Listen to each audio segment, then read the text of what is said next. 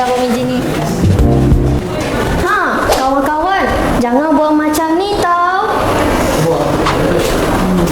Kejap lagi waktu sejarah kan? Ha.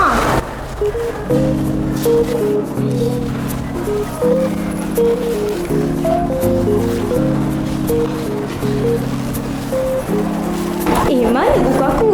Jangan cakap buku aku dah lari sebab bosan dengan aku. Hei, Wan. Buku mana boleh jalan? Mesti ada orang ambilnya.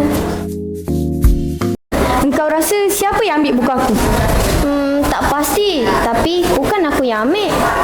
Ama? Ha? Engkau ke yang ambil buku aku?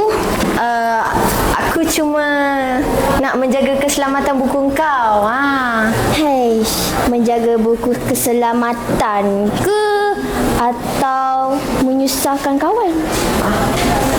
Yelah, salah. Aku pulangkan balik buku kau.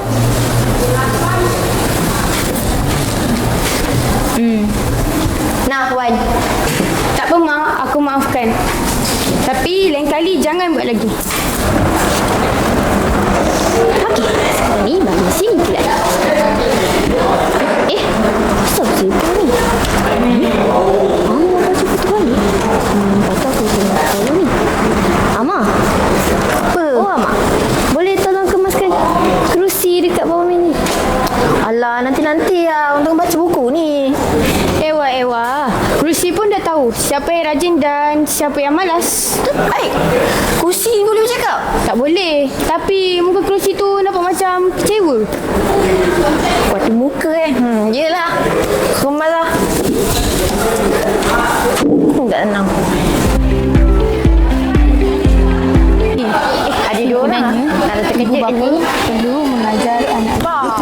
Ama, engkau ni suka buat orang terkejut. Jantung aku ni dah nak gugur, tahu tak? Aku gurau je. Tu pun nak terkejut. Apalah korang ni. Bergurau itu boleh, tapi kita kena tahu batas.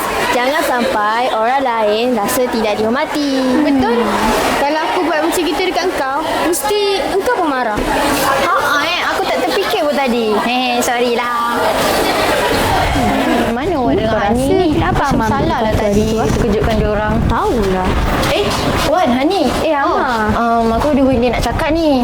Aku sedar bahawa bergurau tu tak salah. Tapi tak boleh sampai sakitkan hati kawan. Kita boleh berseronok bersama, tapi jangan sampai menyakiti hati kawan lain.